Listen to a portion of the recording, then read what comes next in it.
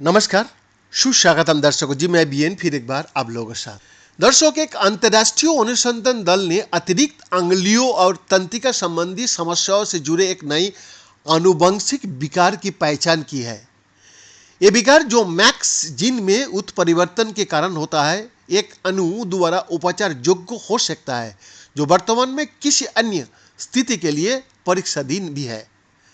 Leeds विश्वविद्यालय की सह नेतृत्व में किए गए नए शोध में एक दुर्लभ विकार की पहचान की गई है जिसके कारण बच्चे अतिरिक्त अंगुलियों और पैर की उंगलियों के साथ पैदा होता है तथा उनमें कई प्रकार का जन्म दोष भी हो जाता है। ये विकार, जिसका अभी तक नाम नहीं रखा गया है, मैक्स नामक जीन में आनुवंशिक उत्परिवर्तन के कारण ये होता है। अतिरिक्त अंगुलियों जो पैलिडीडायरेक्टली के साथ साथ ये मस्तिष्क के निरंतर विकास से संबंधित कई लक्षणों को जन्म देता है, जैसे कि ऑटिज्म।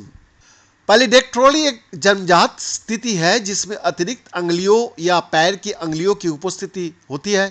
एक या दोनों हाथों या पैरों पर हो सकता है। अतिरिक्त अंगुलियों पूरी तरह कार्यात्मक हो सकती है या छोटी और खराब विकसित हो सकती है। और पैलिडेक्ट्रोली सबसे आम जन्मजात अंग विसंगतियों में से एक है और देखने में बहुत भिन्न हो सकती है। पूरी तरह से विकसित अतिरिक्त अंगुली या पैर की अंगुली से लेकर एक छोटे अवशेष उपांग तक। इस शोध में पहली बार शोधकर्ता ने बोल रहा है इस आनुवंशिक लिंक की पहचान की गई है। इसमें एक अणु भी पाया गया है जिसका संभावित रूप से कुछ न्यूरोलॉजिकल लक्षणों का इलाज और उनकी स्थिति को और खराब होने से रोकने के लिए इस्तेमाल किया जा सकता है। हालांकि उपचार के रूप में इसका उपयोग करने से पहले इस अणु का परीक्षण करने के लिए और अधिक शोध का आवश्यकता है। American journal of human genetics में प्रकाशित ये शोध पत्र 3 व्यक्तियों पर केंद्रित है जिनमें शारीरिक लक्षणों का एक दुर्लभ संयोजन है, अर्थात पॉलीडेक्ट्री और औसत से कहीं अधिक बड़ी सिर परिधि, जिसे मैक्रोसेफाली के रूप में जाना जाता है।